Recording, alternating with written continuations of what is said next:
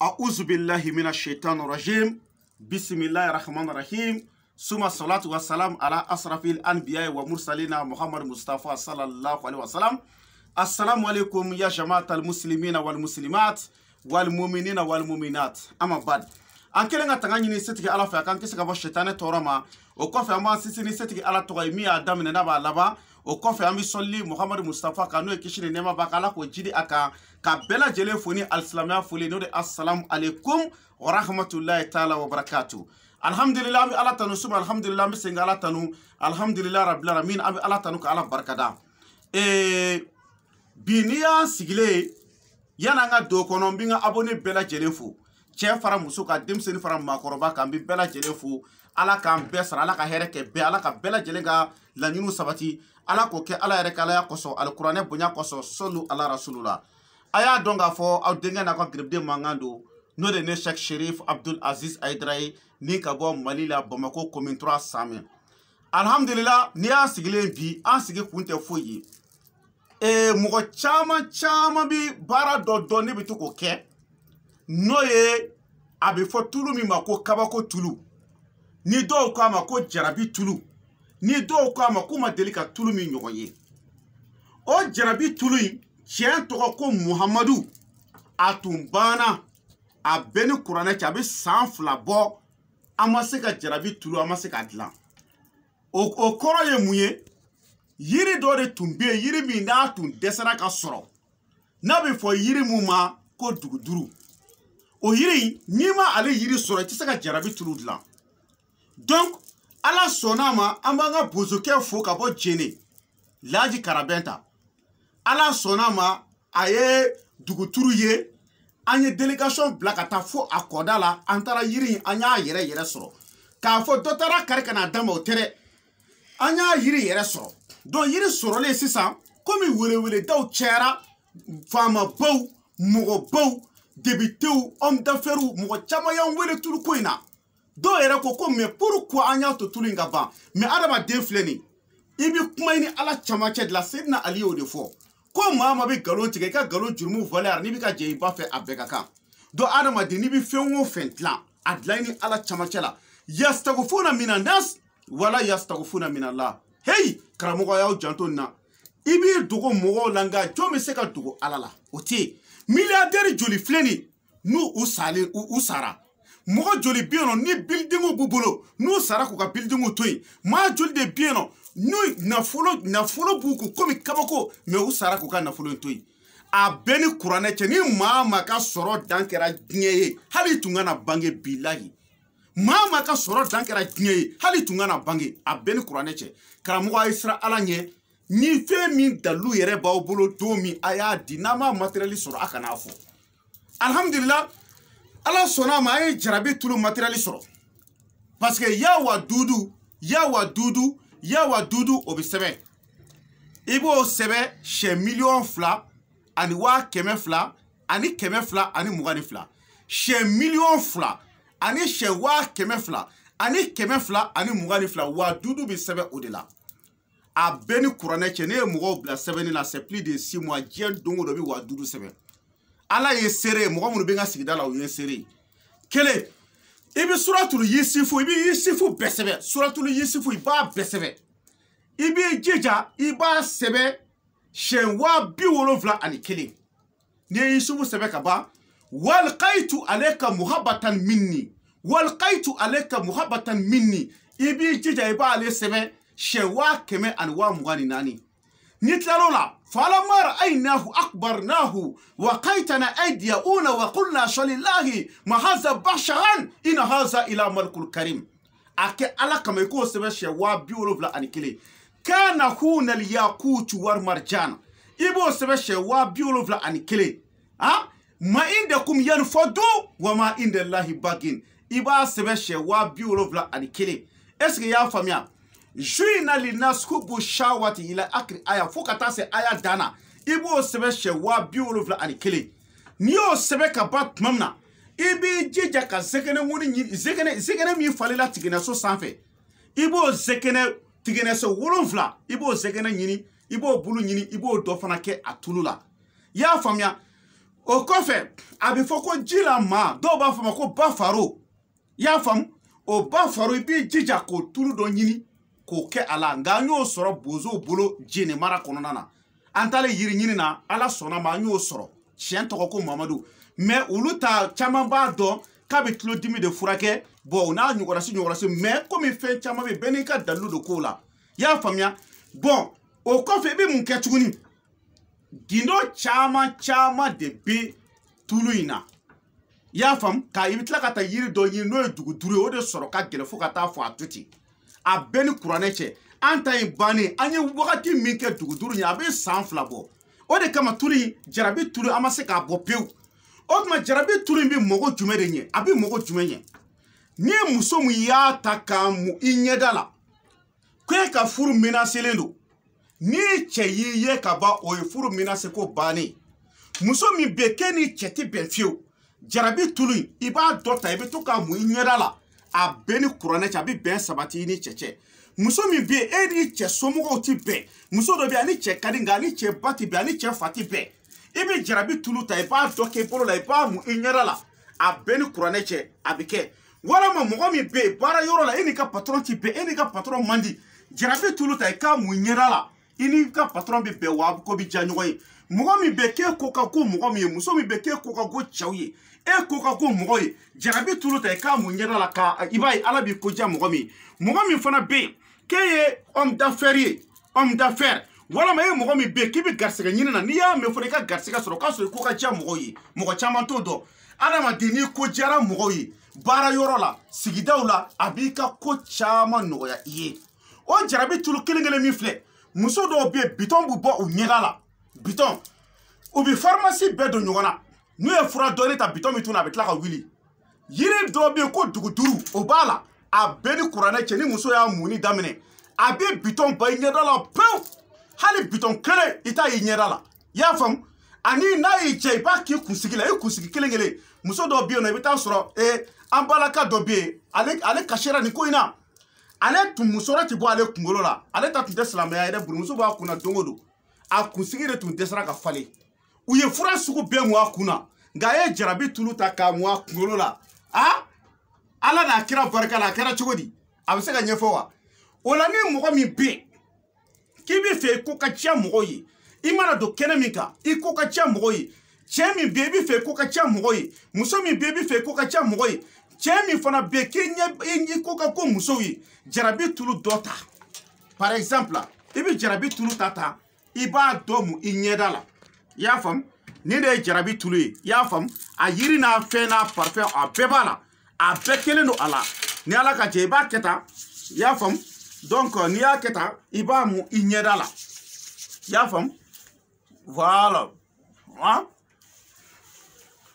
i b'a mu ɲɛda la tantɔ i y'a faamu voilà m'a dɔn n'i ye faamu bon sisan n'i ye jarabi tulu n'i y'a mu sisan i mana bɔ kɛnɛ ma wallahi e yɛrɛ b'a dɔn k'a fɔ i ni kɔrɔlen tun tɛ kelen ye jarabi tulu filɛ nin ye ni cɛ min bɛ yen e bɛ service baarada dɔ la jarabi tulu n'i y'a mu c'est à dire ale bɛ min kɛ a b'i ko diya mɔgɔw de ye n'i ye cɛ ye a b'i ko diya musow ye a b'i ko diya cɛw ye n'i ye muso ye a b'i ko diya cɛ ye a b'i ko diya musow ye nka i b'a mu n'i yɛrɛ ka ŋaniya de ye wallahi billahi talahi n ye kale ala ka kuranɛ bonya na ni muso y'a fɔ ne ye tuguni ko bɛnbaliya b'i ni cɛ walama cɛ dɔ k'a fɔ ko a muso bɛ fɛ k'a furu sa ka jarabi tulu to yen k'i m'a utiliser billahi n t'a yafa i ma a bɛɛ ni kuranɛ cɛ n t'a yafa i ma bon o jarabi tulu labɛnnen don ka ban pewu gindoni dɔ de b'a la n'o y'a sɔrɔ mɔgɔ min ye muso ye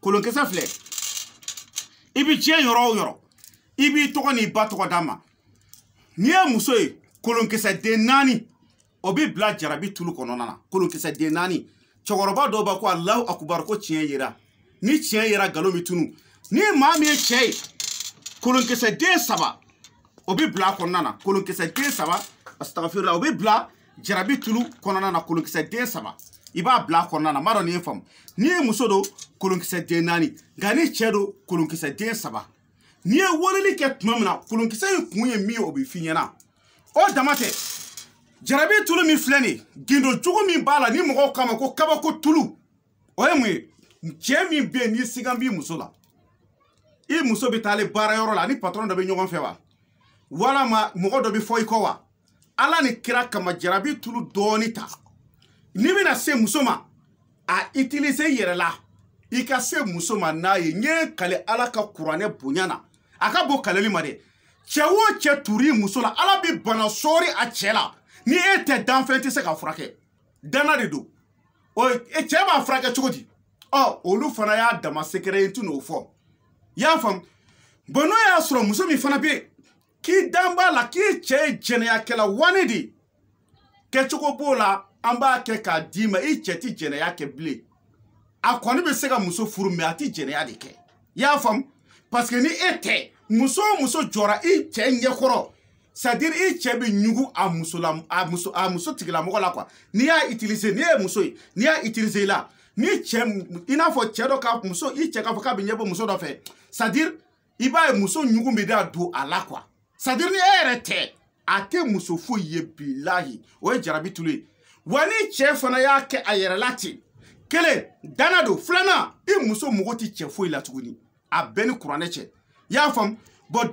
jarabi tulu in a bɛ fɛn caman caman de kɛ hali k'a dan nin yɔrɔ ma e dalen don so kɔnɔ e ye muso ye e cɛ bɛ jɛnɛya la kɛnɛ ma ani bana jugu bɛ n'a sɔri i dalen kan o yɛrɛ dama kama e kan ka jarabi tulu ɲini k'a utiliser cɛ fana e ye silamɛba ye tiɲɛ don a ye sɔnna komi a bɛ jamana wɛrɛw kan nanzara jamana ko bɛ jamana wɛrɛ kan mɔgɔ sago tɛ muso la bɔn e muso kana taa bana cɛyɔrɔ dɔ la ka na k'i la donc jarabi tulu ta i ka utiliser an b'a kɛcogo bɛɛ lajɛlen f'i ye o de la n ko cɛ ta ye kolonkisɛ 3 bi k'a la muso ta ye kolonkisɛ 4 bi k'a la donc n bɛ min fɔ bɛɛ lajɛlen ye ni maa o maa mɔgɔ bɛ jarabi tulu in na a filɛ nin a bɛɛ lajɛlen de filɛ aw bɛɛ ɲɛ b'a la nin de y'a bɛɛ lajɛlen ye jarabi tulu bɛɛ de filɛ nin donc ni maa min y'i sigi ko kalo 4 kalo 5 ko ka dɔ d'i ma a bɛɛ ni kuranɛ cɛ ne ma da la ni nin bɛ tɛmɛ tile 3 kan mais jarabi tulu an b'a kelen kelen feere 20,000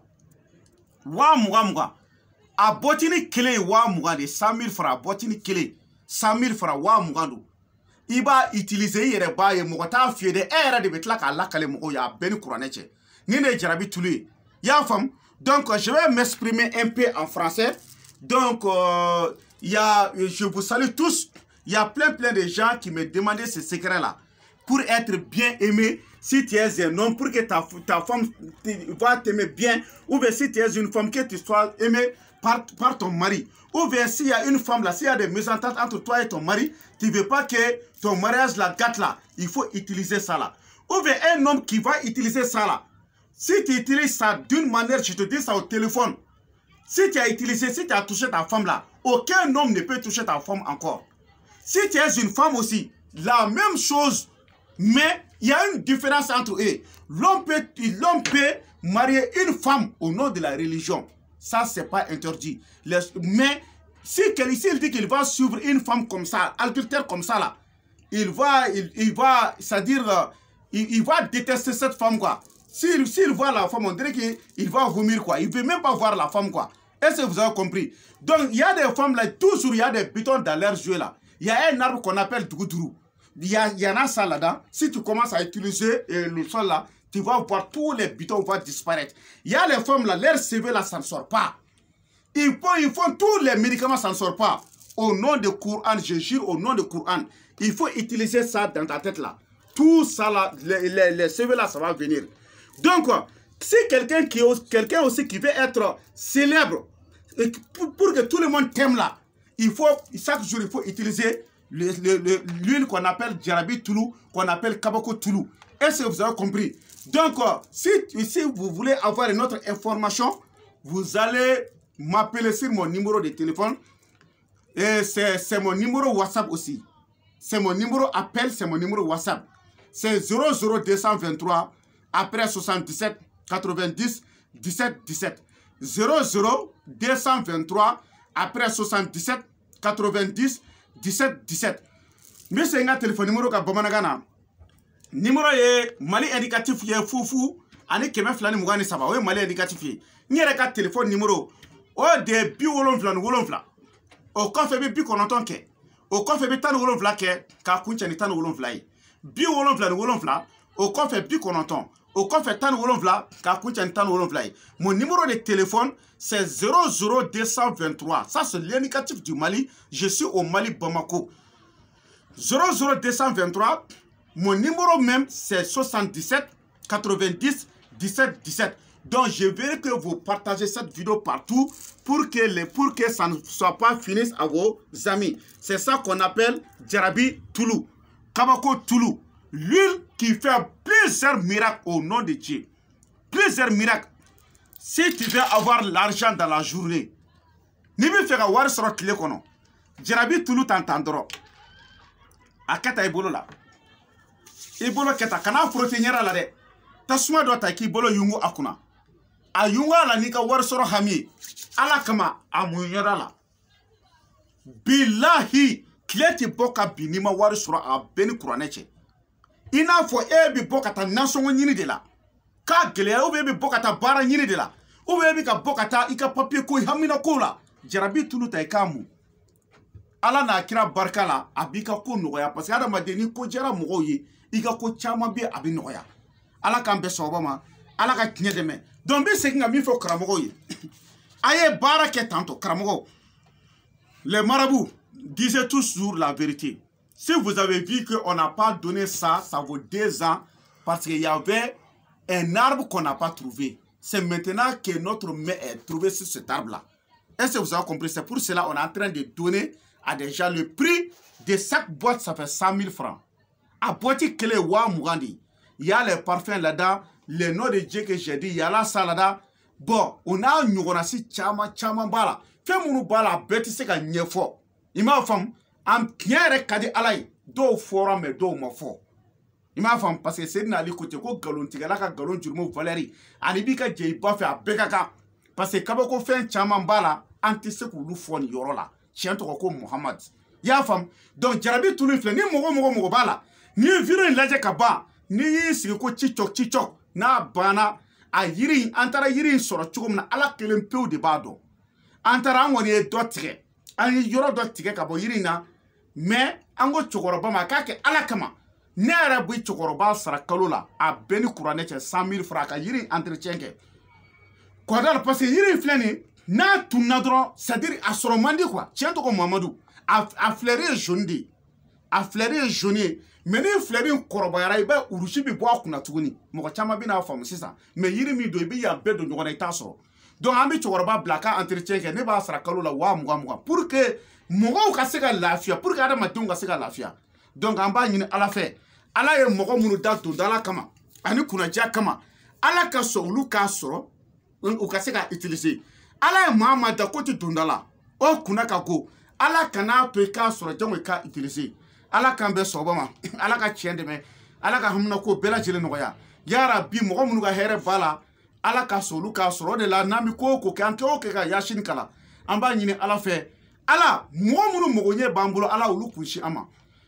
Mogo be na mogo tinye ala kana kutiki kunshi ama. Donc ala de tlobi bela ala de baka jondo ka teme ayereka.